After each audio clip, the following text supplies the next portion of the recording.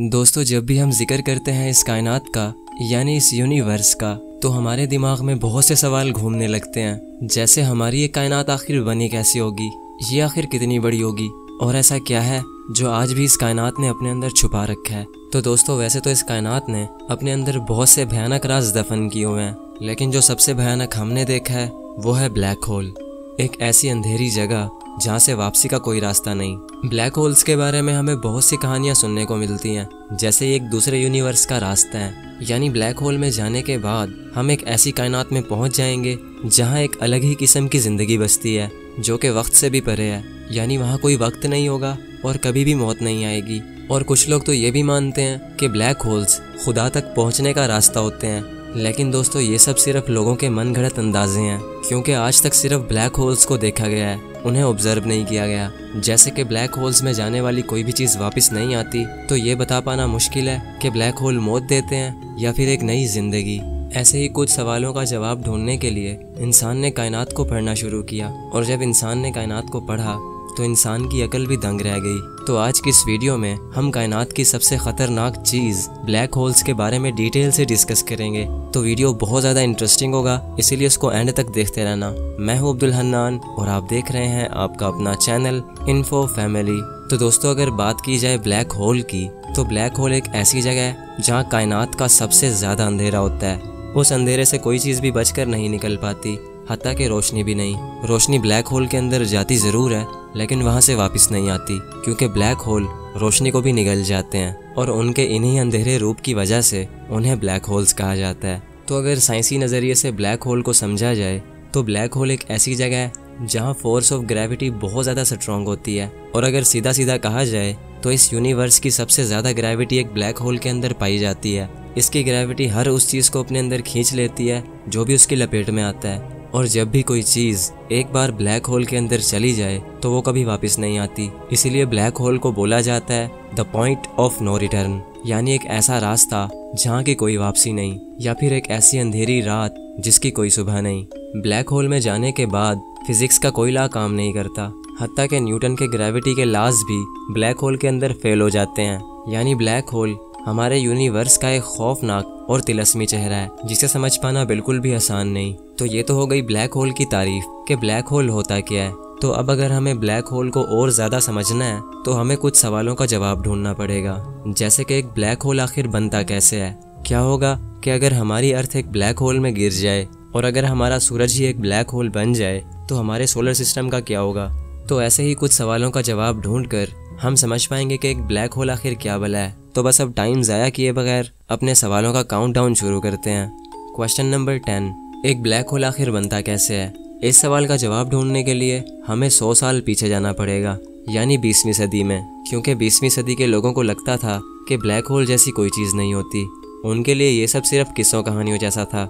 1916 में एक साइंटिस्ट थे जिनका नाम था कार्ल श्वार्ज़चाइल्ड। उन्होंने आइंस्टाइन की जनरल थ्योरी ऑफ रिलेटिविटी का इस्तेमाल किया कि अगर हम किसी भी चीज़ के साइज़ को बहुत ज़्यादा कंप्रेस कर दें तो वो चीज़ एक ब्लैक होल बन जाएगी। अब ये तो आप जानते ही होंगे कि जब हम किसी चीज़ को कंप्रेस करते हैं तो उसका साइज़ छोटा हो जाता है। तो सर श्वार्ज़चाइल्ड के मुताबिक जब भी हम किसी मैस को हद से ज़्यादा कंप्रेस कर देंगे तो वो एक ब्लैक होल बन जाएगा। यानी अगर हमारी अर्थ के साइज़ को बहुत छोटा कर दिया जाए तो हमारी अर्थ भी एक ब्लैक होल बन जाएगी। खैर, उस वक्त तो इस थ्योरी को मजाक समझा जाता था, लेकिन जब 1971 आया तो ये थ्योरी एक हकीकत बन गई, क्योंकि 1971 में साइंटिस्ट ने इस कायनात का सबसे पहला ब्लैक होल देखा, जिसे देखने के बाद ये पता चला कि वो हाईली कंप्रेस्ड था। वो ब्लैक होल हमारी ज़मीन से 6000 लाइट ईयर की दूरी पर था। और अगर आपको लाइट ईयर का नहीं पता तो मैं आपको बताता चलूं कि एक लाइट ईयर का मतलब है जहां लाइट को पहुंचने में 1 साल लग जाए। यानी अगर एक प्लैनेट पर सूरज की रोशनी को पहुंचने में 1 साल लगेगा तो इसका मतलब है वो प्लैनेट सूरज से 1 लाइट ईयर की दूरी पर है। तो जो ब्लैक होल सबसे पहले डिस्कवर हुआ था वो हमारी ज़मीन से 6000 लाइट ईयर की दूरी पर था। यानी अगर हमारी ज़मीन से उस ब्लैक होल पर लाइट भेजी जाए तो उस लाइट को वहाँ पहुँचने में 6000 साल लग जाएंगे। और हम अच्छी तरह जानते हैं कि लाइट इस कायनात की सबसे फास्ट चीज़ है। क्वेश्चन नंबर 9, ब्लैक होल्स कितनी टाइप्स के होते हैं। तो दोस्तों, 1971 से लेकर अब तक साइंटिस्ट बहुत से ब्लैक होल्स को देख चुके हैं, जिनमें उन्हें अब तक 4 किस्म के ब्लैक होल्स देखने को मिले हैं। Miniature black holes, stellar black holes, intermediate black holes और सुपरमैसिव ब्लैक होल्स। अब अगर बात की जाए मिनिएचर ब्लैक होल्स की, तो ये ब्लैक होल बहुत ही छोटा होता है। एक एस्टीमेट के मुताबिक इस ब्लैक होल का साइज सिर्फ एक सिंगल एटम के जितना होता है, लेकिन फिर भी ये इतना पावरफुल होता है कि एक बड़े से पहाड़ को आराम से निगल सकता है। इन छोटे ब्लैक होल्स की उम्र इस कायनात की उम्र के लगभग आसपास होती है। तो साइंटिस्ट का ये मानना है कि ये छोटे ब्लैक होल्स शायद बिग बैंग के फौरन बाद बन चुके थे, जब स्पेस ने अपने कुछ टुकड़ों को इधर उधर बिखेर दिया होगा। मिनिएचर ब्लैक होल्स के बाद आते हैं स्टेलर ब्लैक होल्स, जिनका साइज हमारे सूरज से 10 से 15 गुना या फिर 20 गुना तक भी बड़ा हो सकता है। ये ब्लैक होल्स सुपरनोवा के बाद बनते हैं, और सुपरनोवा तब होता है जब एक बहुत ही बड़ा स्टार मरता है। ये स्टार हमारे सूरज से कम 25 गुना ज्यादा बड़ा हो सकता है, और जब ये मरता है तो ये फट जाता है। इसके फटने से इतनी ज्यादा रोशनी फैलती है जो कि सूरज की रोशनी से भी अरबों खरबों गुना ज्यादा होती है, और इसके अंदर से इतनी हाई एनर्जी रिलीज होती है कि उसकी रोशनी एक गैलेक्सी में कई हफ्तों तक रहती है। स्टार के मरने के इस अमल को सुपरनोवा कहा जाता है, और सुपरनोवा के बाद बनता है एक स्टेलर ब्लैक होल। अब नंबर 3 पर आता है इंटरमीडिएट ब्लैक होल। ये ब्लैक होल्स तब बनते हैं जब बहुत सारे स्टेलर ब्लैक होल्स एक दूसरे में मर्ज होकर एक बड़ा ब्लैक होल बना देते हैं। और अब जो सबसे खतरनाक और सबसे बड़ा ब्लैक होल है वो है एक सुपर मैसिव ब्लैक होल। ये ब्लैक होल इतना ज्यादा बड़ा होता है कि इसका साइज हमारे सूरज से अरबों खरबों गुना ज्यादा होता है। ये ब्लैक होल हर गैलेक्सी के बिल्कुल सेंटर में मौजूद होता है, और ये इतना बड़ा होता है कि इंसान इसका अंदाजा भी नहीं लगा सकता। और ऐसा ही एक ब्लैक होल हमारी मिल्की वे गैलेक्सी के बिल्कुल सेंटर में मौजूद है, जिसका नाम है Sagittarius A star. Sagittarius A star का साइज हमारे सूरज से 4 मिलियन यानी 40 लाख गुना से भी ज्यादा बड़ा है, और ये सुपर मैसिव ब्लैक होल्स तब बने थे जब गैलेक्सीज बनी थी। क्वेश्चन नंबर 8, क्या होगा कि अगर आप एक ब्लैक होल में गिर जाओगे? तो इसका जवाब है कि ब्लैक होल के अंदर कायनात की सबसे ज्यादा ग्रेविटी पाई जाती है। ये हर चीज को अपने अंदर इतनी ज्यादा ग्रेविटेशनल फोर्स से खींचता है कि या तो वो चीज फट जाती है या फिर वो बहुत ज्यादा स्ट्रेच हो जाती है। यानी अगर आप ब्लैक होल के अंदर जाओगे तो आप लंबे होकर एक नूडल बन जाओगे, और जब आप ब्लैक होल से थोड़ा सा दूर होंगे तब आपको टाइम डायलेशन इफेक्ट का एहसास होगा। मिसाल के तौर पर आप एक ब्लैक होल के पास पहुंचकर अपने एक दोस्त को वीडियो कॉल करते हो जो कि उस वक्त अर्थ पर है, तो आपको आपका दोस्त बहुत ज्यादा तेजी से मूव करता हुआ दिखाई देगा, लेकिन वहीं पे आप उसको बहुत ही स्लो मूव करते हुए दिखाई दोगे, जो कि सुनने में बहुत ही डरा देने वाली बात है। वैसे तो ऐसा आज तक किसी के साथ भी नहीं हुआ, क्योंकि ब्लैक होल्स इतने ज्यादा दूर होते हैं कि इंसान तो दूर की बात वहां तक रोशनी को भी पहुंचने में हजारों साल लग जाएंगे।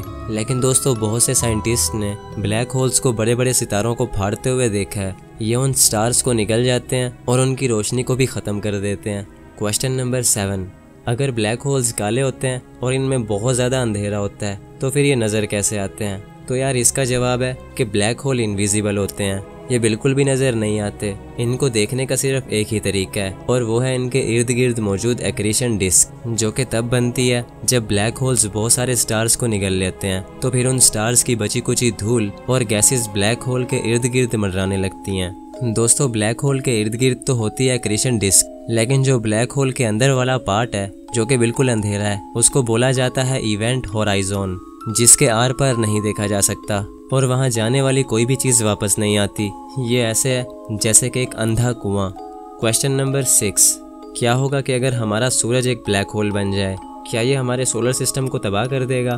तो इसका जवाब है कि सूरज कभी भी ब्लैक होल नहीं बन सकता, क्योंकि सूरज एक बहुत ही छोटा सितारा है। इसके अंदर एक ब्लैक होल को बनाने जितनी एनर्जी नहीं है। जब 5 अरब साल के बाद सूरज की जिंदगी मुकम्मल होगी तो हमारा ये सूरज लाल हो जाएगा और ये एक रेड जायंट स्टार बन जाएगा, और फिर आखिर में हमारा सूरज एक वाइट स्टार बन जाएगा और बिल्कुल ठंडा हो जाएगा। लेकिन फिर भी हम मान लेते हैं कि हमारा सूरज एक ब्लैक होल बन चुका है, तो दोस्तों इससे हमारे सोलर सिस्टम पर कोई असर नहीं पड़ेगा। सभी प्लैनेट्स उस ब्लैक होल के इर्द गिर्द घूमने लगेंगे जैसे वो सूरज के गिर्द घूमते हैं। लेकिन फिर प्रॉब्लम ये होगी कि हमें सूरज की रोशनी नहीं मिलेगी, जिससे हमारी अर्थ पर जिंदगी खत्म हो जाएगी। क्वेश्चन नंबर 5, अगर ब्लैक होल्स इतने ज़्यादा खतरनाक होते हैं कि वो अपने आसपास की किसी भी चीज़ को नहीं छोड़ते, तो क्या कभी ऐसा हो सकता है कि ब्लैक होल्स हमारी गैलेक्सीज को ही खा जाएं? तो इस सवाल का जवाब है नहीं। माना कि ब्लैक होल बहुत ही पावरफुल होता है, लेकिन ये इतना पावरफुल नहीं होता कि ये पूरी गैलेक्सी ही खा जाए। एक गैलेक्सी बहुत ज़्यादा बड़ी होती है और ब्लैक होल गैलेक्सी के सामने नज़र भी ना आए। क्वेश्चन नंबर 4, अगर हमारी अर्थ एक बड़े से ब्लैक होल के अंदर गिर जाती है तो हमारी अर्थ का क्या होगा? तो इसका जवाब है कि हमारी अर्थ ब्लैक होल के अंदर बहुत ही आराम से जाएगी। शुरू में तो हमें कुछ महसूस ही नहीं होगा, लेकिन हम जैसे ही ब्लैक होल के अंदर जाते जाएंगे तो हमारी अर्थ के छोटे छोटे टुकड़े हो जाएंगे, क्योंकि हमारी अर्थ की ग्रेविटी भी एक ब्लैक होल की ग्रेविटी का मुकाबला नहीं कर सकती। और ब्लैक होल में जाने के बाद अंजाम सिर्फ और सिर्फ मौत होगा। और जो लोग ये बोलते हैं कि ब्लैक होल खुदा के पास पहुंचने का रास्ता होते हैं, तो मुझे लगता है वो लोग सच बोलते हैं, क्योंकि मरने के बाद हम सब खुदा के पास ही पहुंच जाएंगे। क्वेश्चन नंबर 3, क्या ब्लैक होल से बचने का या फिर इससे बाहर निकलने का कोई रास्ता भी है? तो इसका जवाब है बिल्कुल नहीं, क्योंकि ब्लैक होल की ग्रेविटी से लाइट भी बाहर बचकर नहीं निकल सकती। तो इस हिसाब से अगर हमें ब्लैक होल से बचकर बाहर निकलना होगा तो हमें लाइट से भी हज़ारों गुना ज़्यादा फास्ट होना पड़ेगा, और ऐसा कभी नहीं हो सकता। क्वेश्चन नंबर 2, अगर ब्लैक होल्स इतने ज़्यादा दूर होते हैं कि उन तक पहुंचने में लाइट को भी हज़ारों साल लग जाते हैं, तो फिर साइंटिस्ट इतनी दूर से ब्लैक होल को कैसे देखते होंगे? तो दोस्तों इसका जवाब है कि नासा के पास इतनी ज़्यादा पावरफुल सैटेलाइट्स और टेलीस्कोप्स मौजूद हैं जो कि स्पेस में मौजूद बहुत सी चीज़ों को दूर से ही देख लेती हैं। और अगर बात की जाए नासा की सबसे पावरफुल सैटेलाइट की, तो दोस्तों नासा की सबसे powerful satellite the James Webb telescope है, जिसको शॉर्ट फॉर्म में JWST भी कहा जाता है। ये टेलीस्कोप सूरज के इर्द गिर्द घूम रही है, यानी ये हमारी ज़मीन से पूरे 1 मिलियन माइल्स की दूरी पर है, जो कि 16 लाख किलोमीटर से भी ज़्यादा दूर है। इस टेलीस्कोप की पावर का अंदाज़ा आप इस बात से भी लगा सकते हो कि ये हमारी गैलेक्सी से बाहर की गैलेक्सीज और स्टार्स को भी देख लेती है। क्वेश्चन नंबर 1, अगर ब्लैक होल कायनात की अब तक की देखी जाने वाली सबसे ख़तरनाक चीज़ है, तो क्या ऐसा हो सकता है कि कोई चीज़ ब्लैक होल से भी ज़्यादा ख़तरनाक हो और इंसान की नज़रों से अब तक छुपी हुई हो? तो दोस्तों इसका जवाब है वाइट होल, जो कि ब्लैक होल से भी ज़्यादा ख़तरनाक हो सकता है। वाइट होल्स को अब तक देखा तो नहीं गया, लेकिन इनके होने का अंदाज़ा लगाया गया है। जैसे ब्लैक होल्स को ढूंढने से पहले ब्लैक होल्स के होने का अंदाज़ा लगाया जा चुका था। अब वाइट होल्स कैसे हो सकते हैं और ये कितने ख़तरनाक हो सकते हैं, इस पर मैं रिसर्च करके किसी नेक्स्ट वीडियो में एक्सप्लेन करूँगा। और ना जाने ऐसे कितने ही खतरे हमारे स्पेस में घूम रहे होंगे, जिन तक पहुंचना तो दूर, उनके बारे में सोचना भी हमारे लिए नामुमकिन सी बात है। तो दोस्तों अब मैं उम्मीद करता हूँ आपको आज का ये वीडियो पसंद आया होगा। इन वीडियोस को बनाने में बहुत ज़्यादा रिसर्च लगती है और एडिटिंग में बहुत सारा टाइम लगता है, तो इसलिए इस वीडियो को एक लाइक करके जाना। और अगर आप ऐसी और ज़्यादा वीडियोस देखना चाहते हो तो मेरे इस चैनल इन्फो फैमिली को सब्सक्राइब कर लो, ताकि मेरा और आपका कनेक्शन जुड़ा रहे। तो फिर मिलते हैं किसी नेक्स्ट वीडियो में, तब तक के लिए अल्लाह हाफिज़।